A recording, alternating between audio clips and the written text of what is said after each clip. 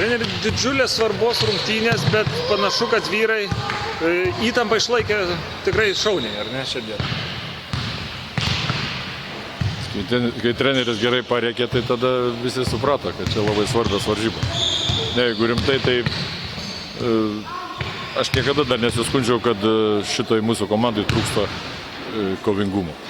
Trūksta gal biškį tarpusavio supratimo, nes vis trūksta tų tokių bendrų komandinių treniruočių, bet kovingumo tai netims ir aš džiaugiuosi, reikia tik tai jos gerai išaiškinti šaunuoliai, džiaugiuosi, kaip jie kaunasi.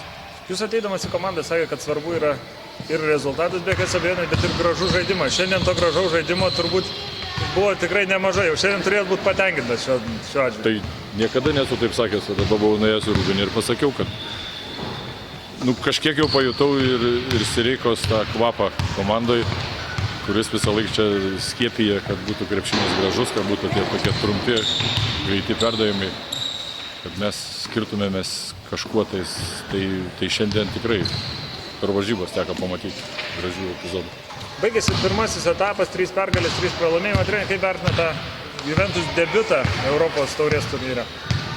Manau, kad maksimum galėjom dar vieną pergalę. Tai greičiausia prieš Chimiką namuose gan neblogai vyrai kovėsi ir tenai išvykoje, bet kad viską nugalėti dar truputį trūko. Ir Juventus turbūt jau, gal ne viena koja, bet pusantros kojos antrajame etape. Matėt grupės, kaip manot, kokios Juventus galimybės antrajame etape? Girdėjau vieną ausim, kokios komandos laukia, bet pažiūrėsim galutinai, kaip tenai bus. Tai nesvarbu, kokie varžovai, svarbu, kaip mes žaisim.